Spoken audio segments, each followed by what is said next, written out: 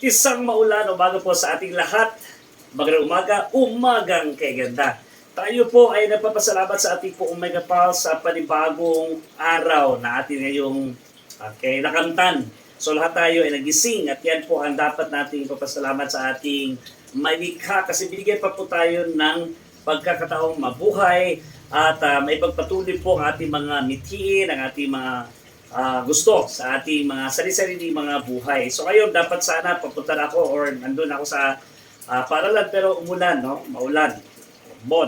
Ngayon ay andito ngayon na stranded. So dalawang bagay o dalawang pong ideya na aking naisip kapag meron pong ulan. Unang-una ito po ay comfort at pangalawa ito naman ay discomfort. Comfort kasi pag bumulan, lalong lumalamig ang kapaligiran. At gusto-gusto po natin yan, no? Ayaw natin na mainit, kaya nga iba naka-aircon, no? So, pangalawa, yung discomfort, kasi nga, ayos na tayo ngayon at lalabas na tayo, pero may ulan, mababasa tayo. So, sayang naman effort natin sa ating outfit ngayon.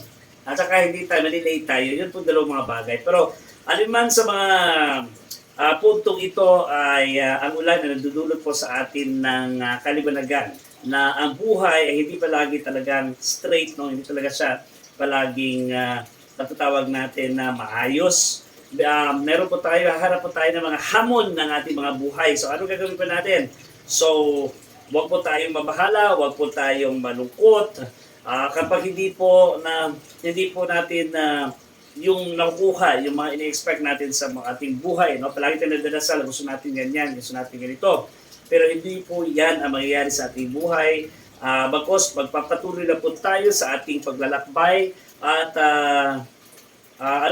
paitingin pa natin ang ating paniniwala sa ating pong may kapal at huwag po tayong mangamba kasi ang ating buhay ay nasa kanyang pangasiwa, sa kanyang kontrol. So, pagpatuloy na natin ang ating mga buhay, ang ating mga pangarap sa buhay at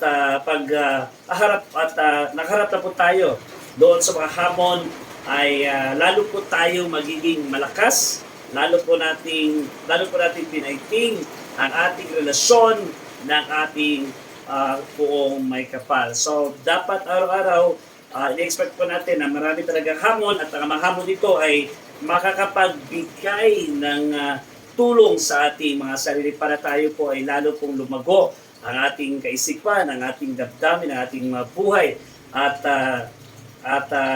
patuloy po tayong lalakbay sa mundong ibabaw na walang kaba.